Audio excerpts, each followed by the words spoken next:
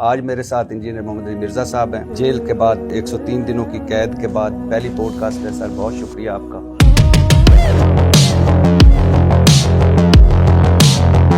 آپ کو گھر سے ٹیلی فون آتا ہے کہ پولیس والے آئے ہیں، آپ سے ملنا چاہتے ہیں، اور آپ نے جواباً کہا کہ انہیں اکیڈمی بھجوا دیں۔ مغرب کی نماز پڑھنے کے بعد میں اکیڈمی میں آیا۔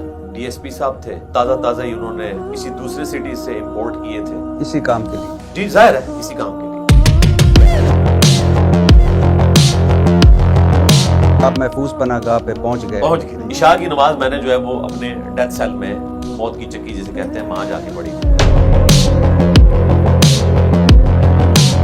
آپ کو پہلے لے جایا گیا D C office, D C صاحب موجود نہیں تھے، پھر لے جایا گیا ڈی پی او آفس، وہ بھی موجود نہیں تھے۔ پھر آپ کو اچانک بتا دیا جاتا ہے کہ آپ 3 MPO کے تحت آپ کو نظر بند آپ کی حفاظت کے لیے کر رہے ہیں، پھر آپ کو جیل پہنچا دیا جاتا ہے، پھر اس کے بعد اچانک آپ کو بتا دیا جاتا ہے کہ آپ پر تو 295C لگی۔ اس کا مطلب ہے باقاعدہ پوری پلاننگ کے تحت آپ کو جی لگ رہا تو ایسا ہی ہے۔ اب تو ہم کڑیاں جوڑ سکتے ہیں۔ کوئی ایسی بات تو نہیں آپ نے کر دی تھی کچھ پچھلے چند دنوں میں جو آپ کے پیچھے والے بھی جس سے ناراض ہو گئے ہوں، اور جو پیچھے پڑنے والے ہیں ان کو بھی ہلا شیری میں؟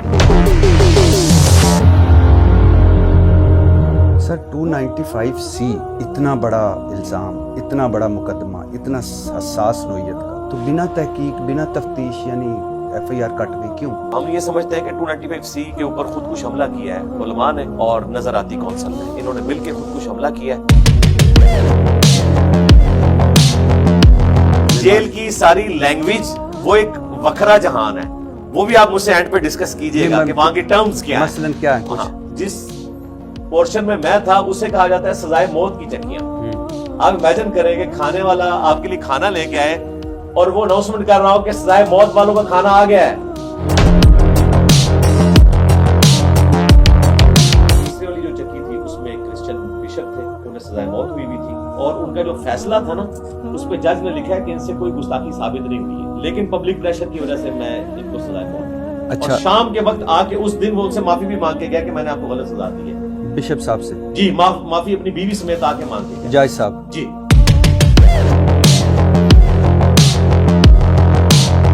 مجھے یہ بتائیے، سنا ہے میں نے کہ آپ کی چکی اور عمران خان صاحب کی چکی کی دیوار ایک تھی؟ ہاں بیچ میں ایک دیوار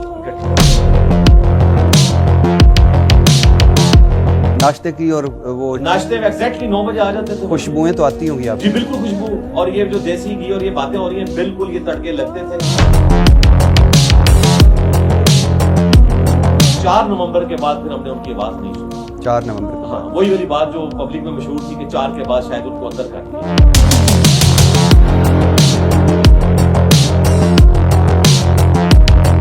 میں نے سنا ہے کہ آپ پر 295C کا جو پرچہ کٹوانے والا مدعی ہے، یہ وہی شخص ہے جو نہ صرف آپ پر پہلے بھی FIR کٹوا چکا ہے، نہ صرف آپ کے والد پر 324 کی FIR کٹوا چکا ہے، بلکہ یہ وہی شخص ہے جس کے پیر نے آپ کے سر کی قیمت بھی 5 لاکھ مقرر کی تھی۔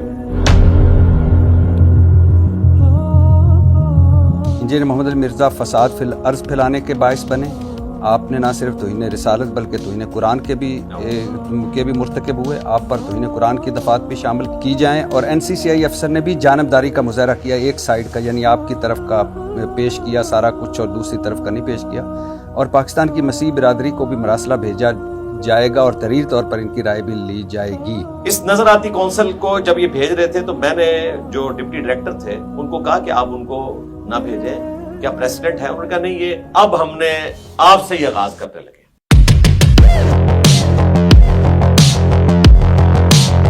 اچھا سر، جہاں ایک طرف اسلامی نظراتی کونسل، پنجاب قرآن بورڈ اور بہت سارے علماء کرام کے فتوے آپ کے خلاف آ رہے تھے، تو وہاں کچھ آپ کے حق میں بھی آئے۔ کس کے آپ کے حق میں آنے پر کس عالم کے آپ کو حیرت ہوئی، اور دوسرا ان فتووں جو آپ کے حق میں آئے ان کے بارے میں کیا کہیں؟ کسی سے امید تھی نہ تو مفتی طارق مسعود صاحب۔ آپ کو حیرانی نہیں ہوئی کہ میرے اور آپ کے پیارے مولانا طارق جمیل صاحب نہیں بولے، خاموش رہے؟ نہیں، مجھے پہلے پتا تھا وہ نہیں بولیں گے۔ آپ پر 295C لگی، اتنے فتوے آپ کے خلاف آئے، इतना शदीद रद्द अमल हुआ और आप वो खुश नसीब निकले जिनकी ट्रायल से पहले ही जमानत हो गई। तो इसका मतलब है क्योंकि पीछे ताकतवर लॉबी तो है, ताकतवर लोग तो हैं। ये एक FIR का मामला है, इस तरह की कोई FIR मुझे माजी में बताएं, ये पहला केस बना है। सर आसान कह देना, क्या फर्क पड़ता है कि कोई बिग ब्रदर था जिसने आपकी मदद की? नहीं, बिग ब्रदर तो नहीं है, लेकिन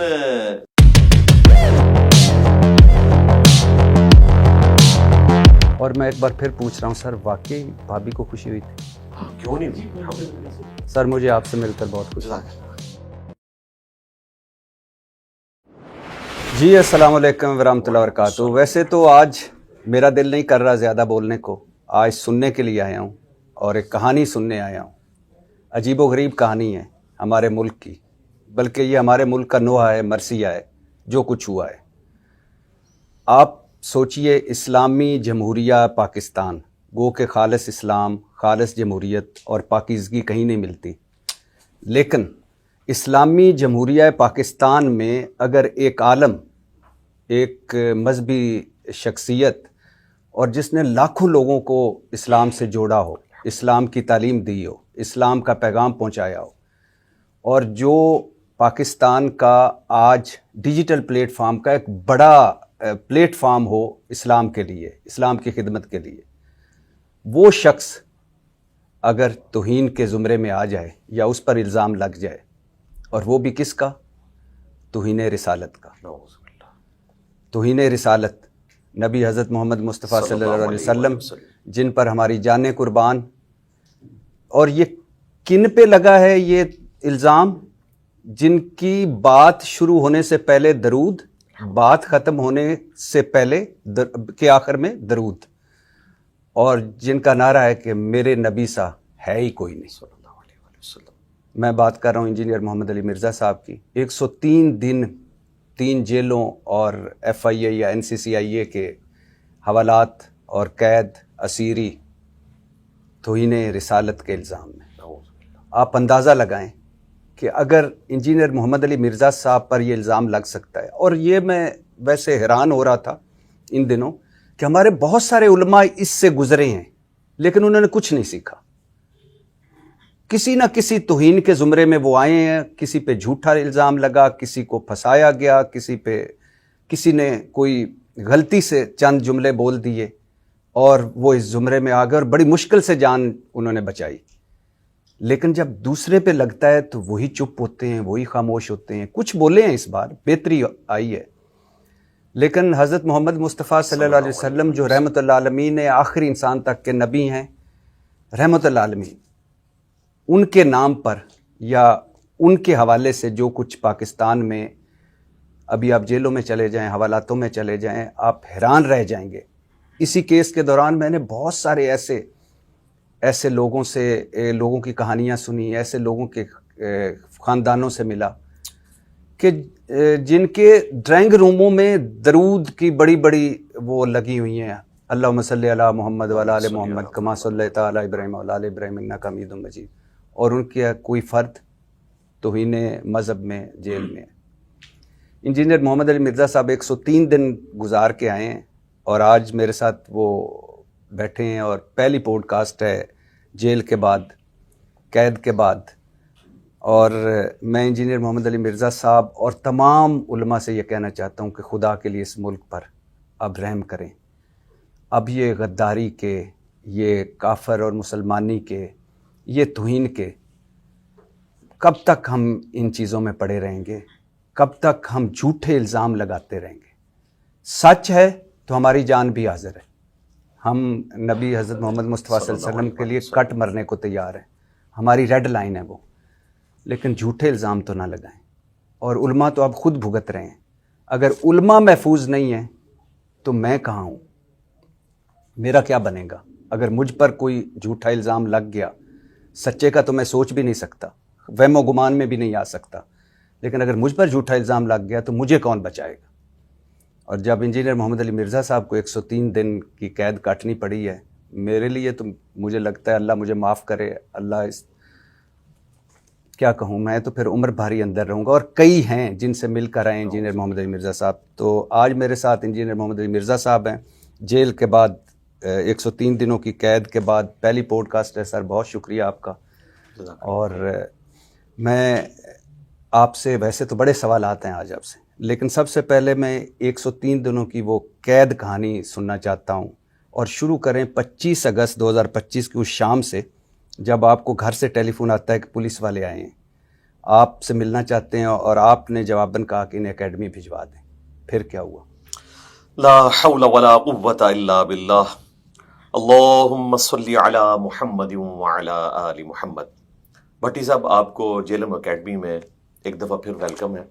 ماشاء اللہ تعالیٰ آپ نے میری غیر موجودگی میں جس طریقے سے فرنٹ سے لیڈ کیا اور حق کے لیے آواز بلند کی، اس کا اجر آپ کو اللہ تعالیٰ ہی دے گا انشاءاللہ. حوض کوثر پر اپنے محبوب صلی اللہ علیہ وآلہ وسلم کی موجودگی میں انشاءاللہ آپ کے حق میں گواہی دوں گا کہ یہ وہ شخص تھا جس نے آپ صلی اللہ علیہ وآلہ وسلم کے ایک مظلوم امتی کے حق میں آواز بلند کی تھی، اور نہ صرف ایک بلکہ کئی ایک. باقی جو آپ سٹوری کی بات کر رہے ہیں، لاسٹ سنڈے کو ہمارا پبلک سیشن جو ہوا 21 دسمبر 2025 کو، تو میں نے اس میں بھی یہ چیزیں ڈسکس نہیں کی، اس لیے کہ ہم اپنی دعوت کے پوائنٹ آف ویو سے یہ ضروری سمجھتے ہیں کہ ہم اپنی دعوت لوگوں کے سامنے رکھیں اور اس طرح کی چیزیں ڈسکس نہ کریں. لیکن مجھے یہ خدشہ تھا کہ جب آپ پوڈ کاسٹ کے لیے آئیں گے تو آپ تو پوچھیں گے یہی کچھ، اور اس کو میں اوائڈ بھی نہیں کر سکتا. میں کوشش کروں گا کہ میں سچائی کے ساتھ جو کچھ ہوا وہ بیان کروں، اور اس میں کوئی مظلومیت والا کارڈ کھیلنے کی کوشش نہیں کروں گا. جو کچھ ہوا وہ بتاؤں گا انشاءاللہ تعالی، اور اس میں آپ کے جو کاؤنٹر کوسچنز آتے جائیں گے انشاءاللہ میں بتاؤں گا. اور یہ بھی آپ کو خوش کرنے کی خاطر کر رہا ہوں میں، ورنہ اگر یہ ساری باتیں میں نے کرنی ہوتی تو میں 21 دسمبر 2025 کو اپنے پبلک سیشن میں کر دیتا. نہیں، مجھے اس لیے بھی پوچھنا ہے کہ انجینئر محمد علی مرزا پر جو الزام لگا ہے، اور اس الزام کے بعد وہ جن حالات سے گزرا ہے، وہ ساروں کے سامنے ضرور آنے چاہیے. بالکل. اور مجھے آپ سے سچائی کی ہمیشہ توقع رہی ہے، اور آج بھی امید ہے کہ آپ سب کچھ ویسے ہی بتائیں گے جیسا گزرا انشاءاللہ تعالی. دیکھیں 25 اگست 2025 کو منڈے کا دن تھا. جی. اس سے ایک دن پہلے ہمارا پبلک سیشن 213 ریکارڈ ہوا تھا 24 اگست کو، اور اس سے بھی 2-3 دن پہلے تھوڑی فضا بننی شروع ہو گئی تھی، لیکن مجھے اندازہ نہیں تھا کہ یہ کیا کھچڑی بن رہی ہے. میں نے سرے راہ اپنی اس ویڈیو کے اندر اس ٹاپک کو ہلکا سا ایڈریس کر دیا کہ یہ آج کل میری ایک ویڈیو کو یہ مس یوز کر رہے ہیں، اور اس کی کلیریفیکیشن بھی میں نے دے دی. اللہ کا شکر ہے کہ یہ اس طرح نہیں تھا، یہ ایسے تھا، وہ سب کو پتا تھا. اس کے باوجود 25 اگست 2025 کو مغرب سے تھوڑی دیر پہلے ہمارے جو لوکل یہاں پہ پولیس کے لوگ تھے وہ میرے گھر پہ آئے. اس وقت میں گھر پہ نہیں تھا، باہر تھا، تو مجھے والد صاحب نے بتایا کہ اس طرح ملنے کے لیے آئے ہیں، اور میرے وہم و گمان میں نہیں تھا کہ یہ آگے کیا کرنے جا رہے ہیں. انہیں پتا تھا، وہ پوری پلاننگ کے ساتھ آئے ہوئے تھے. تو پہلے بھی ظاہر ہے ہم سیکیورٹی کے پوائنٹ آف ویو سے میٹنگز کرتے رہتے ہیں، تو میرا خیال یہ تھا کہ وہی کوئی میٹنگ ہوگی اس طرح کی. تو انہوں نے کہا جی آپ سے ملنا ہے. تو میں نے ان کو کہا کہ ٹھیک ہے آپ پھر اکیڈمی آ جائیں، کیونکہ میں تو باہر ہوں، میں اکیڈمی پہنچ جاؤں گا. تو اکیڈمی ہم نے کھلوا لی. مغرب کی نماز پڑھنے کے بعد میں اکیڈمی میں آیا تو ایک ڈی ایس پی صاحب تھے جو تازہ ہی انہوں نے کسی دوسرے سٹی سے امپورٹ کیے تھے، اور اسی کام کے لیے. جی ظاہر ہے اسی کام کے لیے. اور ایک ساتھ ان کے سیکیورٹی کے انچارج تھے جیلم شہر میں، وہ کافی عرصے سے ہیں. ان سے تو خیر میری پرانی واقفیت تھی. تو انہوں نے کہا جی اس طرح کی صورتحال ہے تو آپ اپنی فیملی کو نا فی الوقت شفٹ کرتے ہیں. میں نے کہا کیوں؟ وہ جی واٹس ایپ گروپس میں نا اس تنظیم کی جانب سے جو آج کل زیر اعتاب ہے ہماری ریاست کے، اور وہی اکثر ان ساری چیزوں کے پیچھے وہ ہوا کرتے تھے، تو ان کی طرف سے اس طرح کے میسیجز جو ہیں وہ فلوٹ کر رہے ہیں. میں نے کہا یہ تو میں 17 سال سے بھگت رہا ہوں، کیا فرق پڑتا ہے؟ اس سے بڑی تھریٹس تو مجھے ٹی ٹی پی کی طرف سے نکلتی ہیں ہر سال. جو علماء کی ایک لسٹ نکلتی ہے جس میں مولانا طارق جمیل صاحب کا نام ہوتا ہے، ثاقب رضا مصطفی صاحب کا، مولانا فضل الرحمان کا، میرا، تو وہ لسٹ ہر سال نکلتی ہے. تو ہم تو عادی ہیں، تو اس سے زیادہ خطرناک لوگ تو نہیں ہیں یہ. ان کا نہیں جی بہت خطرہ ہے تو آپ فیملی کو شفٹ کریں اور اپنا بھی آپ کوئی دیکھ لیں، فی الوقت کچھ دنوں کے لیے آپ نہ کسی جگہ پہ چلے جائیں. میں نے کہا چلے میں کرتا ہوں اس کو. پھر تھوڑی دیر بعد انہوں نے کہا کہ آپ جو ہے نا وہ ڈپٹی کمشنر صاحب کے آفس میں آ جائیں, وہاں میٹنگ ہے, اور ڈی پی او صاحب بھی آ رہے ہیں. ان دنوں ہمارے ڈی پی او صاحب جو ہیں وہ عمرے پہ گئے ہوئے تھے, تو وقتی طور پہ ایک ڈی پی او بھی امپورٹ کیا گیا, اور اسی کام کے لیے. جی جی, وہ ایک ٹک ٹاکر ہے بیسیکلی, تو وہ آپ کو پتہ چل جائے گا میں کس ڈی پی او کی بات کر رہا ہوں. اس کا مکتبہ فکر بھی انہی کے ساتھ ملتا تھا جن کی تنظیم آج کل کالعدم ہو گئی ہے اسی قسم کی حرکتوں کی وجہ سے. تو وہ ٹک ٹاکر انہوں نے امپورٹ کیا یہاں پہ, اور اس میں اتنی اخلاقی جرت نہیں تھی کہ میرے ساتھ ملاقات کرتا, بات کرتا. مجھے یہاں سے ملاقات کا کہہ کے یہ لے گئے تھے پہلے ڈی سی آفس. جی, ڈی سی آفس میں. وہاں تھوڑی دیر انتظار کروایا, ڈی سی صاحب نہیں آئے ہیں. ان کا جی وہ ادھر ہیں کہیں, تو ابھی آپ ڈی پی او آفس چلیں. ڈی پی او آفس گئے, وہاں بھی انتظار کرتے رہے. تھوڑی دیر بعد وہ جو امپورٹڈ ڈی ایس پی صاحب تھے, انہوں نے ایک پرچہ پکڑا ہوا ہے جس پہ لکھا ہے کہ آپ کو 30 دن کے لیے جو ہے وہ نظر بند کیا جاتا ہے. یعنی میری محبت میں مجھے اندر کیا جاتا ہے, بجائے اس کے کہ جو 100-150 بندے لا کے آپ کو ورگلا رہے تھے, وہ بھی جیلم سٹی سے نہیں, لاکھوں کی آبادی ہے جیلم سٹی کی, یہاں کا کوئی بندہ نہیں تھا. گجرات سے انہوں نے امپورٹ کیے بندے اس تنظیم نے, اور وہ اس طرف سے امپورٹ ہوئے کہ جن لوگوں نے ہمارے جو سابق پرائم منسٹر ہیں عمران خان صاحب, ان کے دور میں آرمی چیف کے سر کی قیمت رکھی تھی, چیف جسٹس کے سر کی قیمت رکھی تھی, اور پرائم منسٹر کے سر کی قیمت رکھی تھی, اور کہا تھا کہ ان کے خانزامے انہیں جو ہے وہ زہر دے دیں, ان کے مالی ان کو قتل کر دیں. اس وقت پھر مفتی منیر صاحب بیچ میں پڑے اور صلح صفائی ہوئی, ورنہ اس وقت کے جو سٹنگ پرائم منسٹر تھے وہ تو ریڈی تھے کہ یہ سارا معاملہ اب ختم کر دینا چاہیے. لیکن پرائم منسٹر کا ساتھ نہیں دیا اس وقت کے آرمی چیف نے, ورنہ یہ معاملہ اس لیول تک بگڑتا ہی نہ. تو وہ جو حضرت تھے اب وہ اللہ کے پاس جا چکے ہیں, یہ ان کے ہی جانشین تھے, وہاں سے بندے امپورٹ کر کے لے آئے, پرچہ ان کے ہاتھ میں. جی جی, اور آ کے انہوں نے یہاں پہ ان پہ زور لگایا, یہ پینک کر کے, حالانکہ یہ پینک ان کو نہیں کرنا چاہیے تھا. اس سے زیادہ بندے تو میں اکٹھے کر سکتا ہوں, آپ نے دیکھ لیا 21 دسمبر کے اوپر, ہم نے تو کبھی کوئی ایکسٹرا جوڈیشل ایکٹیویٹی پرفارم نہیں کی. تو بجائے اس کے کہ ان کو قابو کرتے ہیں, مجھے انہوں نے ڈیٹین کیا, جی آپ کچھ عرصے کے لیے اندر رہیں تاکہ یہ معاملہ ٹھنڈا ہو جائے.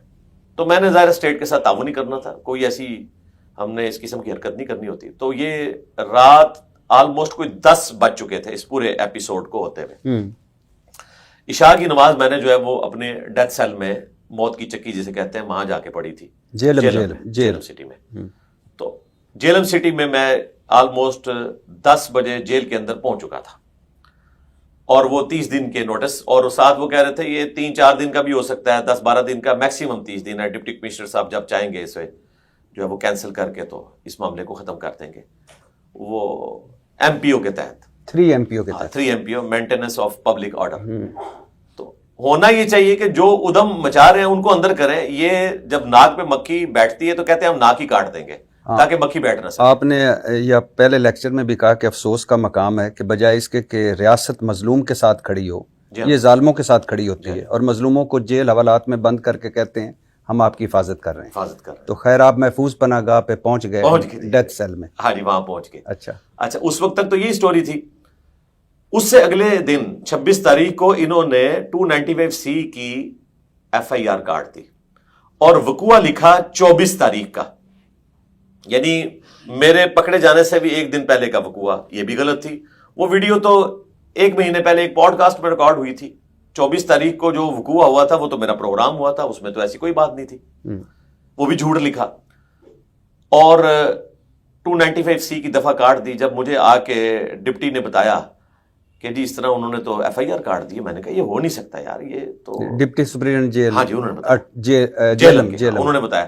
میں نے کہا ایسے کہتے نہیں, میں نے خود سوشل میڈیا پہ دیکھی ہے. میں نے کہا یار یہ تو انہوں نے بڑی گری ہوئی حرکت کی ہے کہ انہوں نے پہلے سٹیپ میں تو یہ ایک سٹیپ طے کیا. اب یعنی پہلے تو یہ ریاست جو ہے وہ صرف لیٹی تھی ان دہشت گردوں کے سامنے, اب شاید اس سے اگلا ورژن بھی ہو گیا ہے جو میں کیمرے میں کہنا نہیں چاہتا, شاید کیمرے کے علاوہ بھی نہ کہوں, لیکن اشارے کے لیے بات کر رہا ہوں. تو انہوں نے کہا نہیں جی ایسے ہو گیا. تو میں نے وہی پڑھنا تھا, انا للہ و انا الیہ راجعون, اللہم اجرنی فی مصیبتی واخلف لی خیرا منہا, لا الہ الا انت سبحانک انی کنت من الظالمین, حسبنا اللہ ونعم الوکیل, یا حی یا قیوم برحمتک استغیث ولا حول ولا قوت الا باللہ العلی العظیم.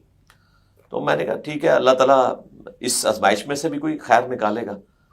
اور کرتے کرتے جی اتوار کا دن آ گیا، 31 اگست 2025. فجر کی نماز کے بعد ناشتہ آ جاتا ہے، جیل کے اندر ایک روٹین ہے. تو ناشتہ لے کے آئے اور انہوں نے کہا کہ اپنا سامان آپ سمیٹ لیں. میں نے سوچنا شروع کر دیا کہ انہوں نے تو ایف آئی آر کاٹی ہوئی ہے. اچھا ذرا یہیں رکیے گا، حافظ آباد جانے سے پہلے یہیں رکیے گا. اچھا آپ کو پہلے لے جایا گیا D C office, D C صاحب موجود نہیں تھے. پھر لے جایا گیا ڈی پی او آفس، وہ بھی موجود نہیں تھے. پھر آپ کو اچانک بتا دیا جاتا ہے کہ آپ 3 MPO کے تحت آپ کو نظر بند آپ کی حفاظت کے لیے کر رہے ہیں. پھر آپ کو جیل پہنچا دیا جاتا ہے. پھر اس کے بعد اچانک آپ کو بتا دیا جاتا ہے کہ آپ پر تو 295C لگی ہے. تو آپ کہہ رہے ہیں کہ ڈی پی او کو امپورٹ کیا گیا، آپ کہہ رہے ہیں کہ ڈی ایس پی کو امپورٹ کیا گیا، آپ کہہ رہے ہیں کہ پیچھے لوگ. تو اس کا مطلب ایک باقاعدہ پوری پلاننگ کے تحت آپ کو لگ رہا تو ایسا ہی ہے. اب تو ہم کڑیاں جوڑ سکتے ہیں کہ پوری پلاننگ کے تحت یہ ہوا ہے. تو وہ جو آپ کے پیچھے لوگ تھے یا جو آپ کے پیچھے میرے لوگ پیچھے یا میرے پیچھے پڑے ہوئے لوگ؟ نہیں، ایک تو تھے جو پیچھے پڑے ہوئے تھے، ایک ہیں جو آپ کے پیچھے ہوتے ہیں. ہاں جی. وہ کہاں تھے؟ ہمارے پیچھے تو کوئی ایسا جتھا نہیں ہم نے رکھا ہوا کہ جو روڈز کو بلاک کرے اور کوئی اس قسم کی. میں جتھوں کی بات ہی نہیں کر رہا، میں تو طاقتور لوگوں کی بات کر رہا ہوں. کہ کون طاقتور؟ ہمارے پیچھے تو ایک ہی ہے، الرحمن علی العرش استوى. وہ تو ساروں کے پیچھے ہیں اور ان کے پیچھے بھی ہیں. جی نہیں، اور کوئی نہیں ہمارے پیچھے. اور کوئی کیوں پھنسایا گیا آپ کو؟ کیوں سازش کی گئی؟ دیکھیں یہ تو وہی بتا سکتے ہیں جو اس میں انوالو ہے، میں کیسے بتا سکتا ہوں؟ نہیں، کوئی ایسی بات تو نہیں آپ نے کر دی تھی کچھ پچھلے چند دنوں میں جو آپ کے پیچھے والے بھی جس سے ناراض ہو گئے ہوں اور جو پیچھے پڑنے والے ہیں ان کو بھی ہلا شیری مل گئی ہو؟ نہیں، کوئی ایسی بات میں نے نہیں کی. اور اگر کوئی ایسی بات ہوئی بھی ہے تو وہ سچائی پہ مبنی بات ہے، وہ ہم نے پہلے بھی کی ہے، مستقبل میں بھی کریں گے. بل مجھے کوئی انفارم نہیں کیا گیا. یعنی اگر آپ یہ پوچھنا چاہ رہے ہیں نا کہ مجھے ان آفیشیلی بتایا گیا. آپ بہت ذہین آدمی ہیں اور میں نے اپنی زندگی میں اس ایج میں اگر آپ کسی ادھر مغرب میں ہوتے تو اس وقت آئنسٹائن کے بعد آپ کا نام لیا جاتا، کیونکہ آپ ظاہر ہے آگے ہم تو آئنسٹائن کو بھی حضرت آئنسٹائن جی میں نے لاسٹ لیکچر میں بہت بڑی ان کی کنٹریبیوشن، ان کی چہرہ نمائی بھی آپ کی میں نے لیکچر میں دیکھی. جی حضرت آپ نے کہا تھا. اچھا لیکن مجھے سمجھ نہیں آ رہی کہ کیا ابھی تک آپ اس کیلکولیشن پہ نہیں پہنچے کہ کیا وجہ کیا بنی؟ دیکھیں یہ تو جو کرنے والے ہیں انہی سے پوچھا جانا چاہیے. میں اگر کوئی بات کروں گا تو بغیر دلیل کے مجھے بات نہیں کرنی چاہیے. میرے پاس کوئی سالڈ ریکارڈ ہو جس کو میں جا کے جوڈیشری میں ثابت کر سکوں، پھر تو میں آپ کے سامنے وہ رکھ سکتا ہوں. چونکہ کیس ابھی 2-3 عدالتوں میں چل رہا ہے اس لیے میں بھی تھوڑا سا محتاط گفتگو کر رہا ہوں. لیکن پھر بھی کوئی کیلکولیشن، کوئی قیاس آرائی، کوئی ٹیوا، کوئی قیافہ؟ میرا تو خیال یہ ہے کہ بس ریاست جو پینک کر گئی ہے، بس میں یہ کہوں گا، اس سے زیادہ کہنے کی ضرورت نہیں. ریاست دباؤ میں آ گئی؟ جی بالکل.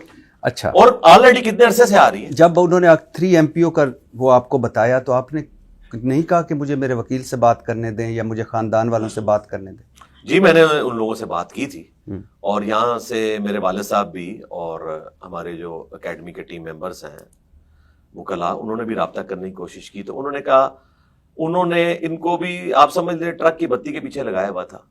جو یہاں ڈپٹی کمشنر تھا، انتہائی بزدل آدمی تھا، اور وہ دونوں پارٹیوں کو خوش رکھنا چاہتا تھا. نہ اس نے ملاقات کروائی، اور الٹا ان کو یہ ہمارے جو وکیل صاحب تھے، یہ والے وکیل صاحب نہیں، جو ہمارے جیلم کے وکیل صاحب تھے جو بار کے صدر بھی ہیں، ان کو اس نے ٹرک کی بتی کے پیچھے لگایا ہوا تھا کہ کوئی نہیں، یہ بس ربیع الاول ہی گزارنا ہے. حالانکہ بڑی حیران کن بات ہے کہ 295C کی FIR کٹ جائے. میں حیران ہوں ایسے ڈی سی کے اوپر، اور حیران ہوں ایسے وکیل کے اوپر کہ ان سے زیادہ تو مجھے قانون کا پتہ ہے کہ جب FIR کٹ جائے تو نہ ڈی سی کے اختیار میں کوئی چیز رہتی ہے، نہ وکیل کے اختیار میں رہتی ہے، پھر تو جوڈیشری میں جاتی ہے. انہوں نے پتہ نہیں کس چیز کے اوپر مان لیا. یہ میں کسی سے گیلا شکوہ نہیں کر رہا، میں صرف ان کو بتا رہا ہوں کہ مستقبل میں آپ لوگ اپنا انٹلیکچوئل لیول بڑھائیں اور اپنے آپ کو ایجوکیٹ کریں اور معاملات کو صحیح طریقے سے لے کے چلنے کی کوشش کریں. تو اچھا، یعنی ان کے ساتھ یہ دھوکے والا معاملہ کیا، اپنے آپ کو ہی دھوکہ دیا جی دونوں نے. سر 295C اتنا بڑا الزام، اتنا بڑا مقدمہ، اتنا حساس نوعیت کا، تو بنا تحقیق، بنا تفتیش یعنی FIR کٹ گئی کیوں؟ ظاہر نہیں کٹنی چاہیے. بالکل نہیں کٹنی چاہیے. ہم تو دیکھیں کئی سالوں سے کہہ رہے تھے کہ 295C کو انہوں نے اسلام کی بدنامی کا ذریعہ پاکستان میں بنایا ہوا ہے. اگر یہ اس قسم کے واقعات ہوں اس میں جس طرح ہمارا ایک ڈومیننٹ پلیٹ فارم ہے, تو اس کے بعد تو بھائی گن پوائنٹ کے اوپر وہ کہیں گے 295C کو آپ ختم کریں. تو مجھے تو لگتا ہے کہ علماء شاید چاہتے ہیں 295C ختم ہو جائے. اور میں آپ کے کیمرے کی وساطت سے بتا رہا ہوں کہ 295C اگر ملک سے ختم ہوئی نا تو اس کے ذمہ دار صرف علماء ہوں گے جنہوں نے یہ جھوٹے مقدمات لوگوں کے اوپر بنائے. رہا ہمارا معاملہ تو ہم 295C جس حالت میں اس وقت ہمارے آئین میں زبردستی ایک ڈکٹیٹر نے داخل کی سمپل میجورٹی کے تحت, یہ آئینی ترمیم کے تحت داخل نہیں ہوئی, آج بھی سمپل میجورٹی سے یہ فارغ ہو سکتی ہے. یہ جو داخل ہوئی ہے نا, ہم اسے قرآن و سنت کے بالکل منافی سمجھتے ہیں اس حالت میں. اگر اسے کوئی قرآن و سنت کے قریب بھی لانا تھا انہوں نے اپنی ڈاکٹرن کے تحت, ایٹ لیسٹ اس میں توبہ کی شیک ڈالنی چاہیے تھی ان کو, وہ بھی نہیں ہے. باقی رہا قرآن و سنت کے اعتبار سے تو وہ تو پھر ایک علیحدہ سے بحث ہے, اس کی طرف اگر ہم چل پڑے تو پھر ان کے لیے کچھ چیزیں سننا مشکل ہو جائیں گی. تو ہم یہ سمجھتے ہیں کہ 295C کے اوپر خود کش حملہ کیا ہے علماء نے اور نظراتی کونسل نے, انہوں نے مل کے خود کش حملہ کیا ہے. اور پبلک کو ان سے پوچھنا چاہیے کہ کہیں یہ تو ان لوگوں کے ساتھ نہیں ملے ہوئے جو 295C کو ختم کروانا چاہتے ہیں. اچھا, میں اس طرح بعد میں آتا ہوں. اچھا, لیکن میرا اتنا تو سوال بنتا ہے ایک پاکستانی ہونے کی حیثیت سے, ایک مسلمان ہونے کی حیثیت سے, کہ اگر آپ کسی پہ 295C لگا رہے ہیں تو پہلے کچھ مرحلے تو ہونے چاہیے. جی ہونے چاہیے. ان مرحلوں سے گزر کر پھر آپ لگائیں. اگر کوئی اتنا بد نصیب ہو سکتا ہے اس ملک میں مسلمان ہوتے ہوئے کہ جو نبی حضرت محمد مصطفیٰ صلی اللہ علیہ وسلم کے حوالے سے میں تو وہم و گمان میں بھی نہیں آ سکتا, اگر آئے تو مرحلے تو ہونے چاہیے تاکہ کسی کو. سر میں نے کئی سال پہلے 4 سٹیپس بتائے تھے, سجیسٹ کیے تھے کئی سال پہلے, اس میں میری ویڈیو آئی تھی اور کئی دفعہ آ چکی ہے کہ آپ پہلے نمبر کے اوپر جو آپ کے پاس ویڈیو آتی ہے نا, جو بندہ ویڈیو لے کے آئے اسے کہیں جی کلپ نہیں چاہیے, پوری ویڈیو لے کے آؤ, آدھے سے زیادہ کیس ادھر ہی فارغ ہو جائیں گے. ٹھیک. دوسرے نمبر کے اوپر جب وہ ویڈیو آ جائے پورے کانٹیکسٹ کے ساتھ اس کا فورینسک کروائیں. AI کی تو نہیں بنی ہوئی ہے, اس میں کوئی قطع بری تو نہیں کیا گیا, کٹنگ تو نہیں ہوئی ہے. جب یہ بھی ہو جائے, تیسرے سٹیپ کے اوپر اس بندے سے پوچھا جائے کہ بھائی آپ کیا کہنا چاہ رہے تھے, وہ اپنی کلیریفیکیشن دے. یہ ساری چیزیں جب کنفرم ہو جائے کہ واقعی اس نے کیا اور انٹینشنلی کر رہا ہے, تب آپ اگلے سٹیپ کے اوپر آ کے علماء کے ساتھ اس کو بٹھائیں. FIR پھر بھی نہ کاٹیں اور علماء سے بتائیں کہ بھائی یہ جو تم جرم کرنے جا رہے ہو اس کی یہ سزا ہونے والی ہے دنیا اور آخرت میں, اور تم مسلمان ہو, مسلمان ہوتے ہوئے ایک ایسی حرکت کر سکتے ہو, اس کے اوپر توبہ پیش کریں. یہ چاروں مراحل سے اگر کوئی ایسے ہی بدبخت ہے جو گزر گیا, پھر اس کے اوپر ایکٹیویٹی پرفارم کی جائے, اور اس میں کرولری کے طور پر ایک چیز یہ بھی داخل کی جائے کہ اس بندے کا ذہنی توازن بھی دیکھا جائے. اس وقت بھی ایک بندہ اڈیالہ میں قید ہے, اسرائیل عالمگیر کا, جس کا ذہنی توازن خراب ہے. اس نے دعوی نبوت کیا ہوا ہے اور امریکن نیشنل ہے, آئے دن وہاں پہ امبیسی کے لوگ بھی اس کو آ کے ملتے ہیں. جب وہ نارمل حالت میں ہوتا ہے تو وہ بالکل ٹھیک باتیں کرتا ہے, اور جب وہ اپنی اس پوزیشن میں جاتا ہے اس کو باقاعدہ یعنی ڈاکٹرز نے سجیسٹ کیا کہ اس کو پاگل خانے میں آپ داخل کروائیں, اس کا علاج کروائیں. لیکن انہوں نے جناب اس کی جان کو بچانے کی خاطر پاگلوں سے, جنہیں سینس ہی نہیں ہے کہ توہین رسالت کیا ہے, پاگلوں سے بچانے کے لیے انہوں نے اس کو اڈیالہ میں رکھا ہوا ہے. اندازہ کریں, بجائے اس کا علاج کروانے کے. یہ ہماری ریاست کر رہی ہے جی اس وقت. اور ابھی آپ نے پوڈ کاسٹ سے پہلے یہ بھی بتایا کہ ایک نابینا ہے جو توہین مذہب میں اندر ہے. جی, نابینا توہین مذہب میں. اس نابینا نے کیا وہ کہتے ہیں جی نابینا لوگ جو ہے باقی کام کرتے ہیں تو کیا پوسٹیں شیئر نہیں کروا سکتے, وہ جو ہے وہ لسٹ نہیں لے سکتے اس قسم کی پوسٹ کے ذریعے. اب وہ طریقہ تو یہی بتائیں گے کیسے کوئی بےہدگی پہ مبنی پوسٹ لگا کے اس سے کس طریقے سے لسٹ لیتا ہے, وہ تو یہی بتا سکتے ہیں. اچھا, اب کیا فیلنگز تھیں ویسے اس سے پہلے کہ آپ جیل سے حفظ آباد جیل جائیں, کیا فیلنگز تھیں جب آپ نے یہ سنا؟ ایک تو آپ نے پڑھا, اللہ کو یاد کیا کہ آپ, لیکن ویسے بحیثیت انسان کیا فیلنگز تھیں؟ دیکھیں, عام انسان ہونا تو وہ ایک پیسمسٹک موڈ میں چلا جاتا ہے. میں بڑا آپٹیمسٹک بنتا ہوں, اسی لیے تو میں اتنی دلیری سے کرتا ہوں. آپ دیکھیں ہمارے حق میں بھی لوگ ویڈیو چڑھا رہے ہوتے ہیں, ساتھ ساتھ ڈرا رہے ہوتے ہیں. ڈرنے والا بندہ یہ کام نہیں کر سکتا. لوگوں کو تو اب لگا نا کہ میں ونریبل ہوں. بھائی میں تو 17 سال سے اس قسم کی زندگی گزار رہا ہوں, اور پچھلے آلموسٹ 8 سال سے جب سے مرڈر اٹیمپٹ ہوا تو میری زندگی تو ایک گھر تک اور اکیڈمی تک محدود ہے, آگے پیچھے جانا میرا نہیں ہے. میں تو آلریڈی ایک سیکیور زندگی اس اعتبار سے گزار رہا ہوں اور ایک مشکل زندگی گزار رہا ہوں. اس کے بعد زیادہ ہائی لائٹ ہوگی. تو یہ ڈرپوک لوگوں کا کام ہی نہیں ہے. اگر یہ چیز سوچ لی جائے نا تو پھر آپ دعوت کا کام کر ہی نہیں سکتے اس ملک کے اندر. دیکھیں الٹیمیٹلی جیت سچائی کی ہوتی ہے. جو لوگ خوشیاں منا رہے تھے میری گلی کی مسجد میں جو چند فٹ کے فاصلے پہ ہے, وہ امپورٹڈ جو ڈی ایس پی تھا اس کی موجودگی میں قتل کی دھمکیاں دے رہا تھا ایک مولوی, آج وہ لاپتہ ہے. یعنی وہ اس قابل بھی نہیں کہ کورٹ کے سامنے پیش ہو اور اس کی کوئی سنوائی ہو, وہ لاپتہ ہے.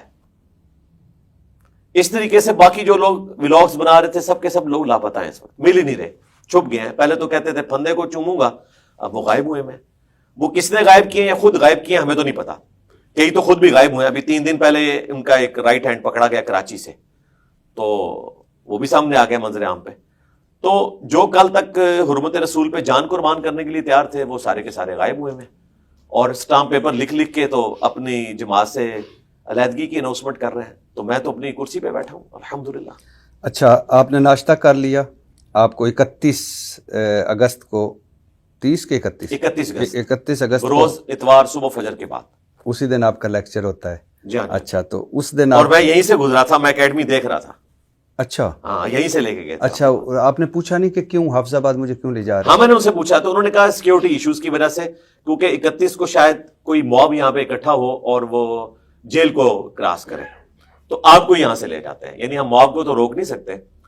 یہ انہوں نے فرنٹ پہ ایک ریزن رکھی تھی. تو کیا فیلنگز؟ میں سیٹسفائی تھا. نہیں, اکیڈمی کو دیکھتے ہوئے کیا فیلنگ؟ ہاں میں یعنی اکیڈمی سے میں گزر رہا تھا اور میں وہ جو پولیس والے لے کے جا رہے تھے, میں نے کہا یہ وہی پولیس والے جن کو اس اکیڈمی میں ہم ناشتہ کرواتے ہیں, اور آج اسی اکیڈمی کے سامنے سے مجھے حافظ آباد لے کے جا رہے ہیں.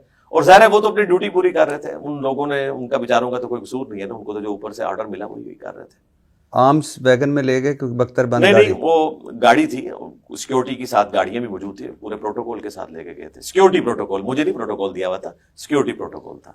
اچھا, تو پھر آپ پہنچ گئے حافظ آباد جی؟ ہاں تقریباً 3.5 گھنٹے میں پہنچے یہاں سے. وہاں بھی ڈیتھ سیل؟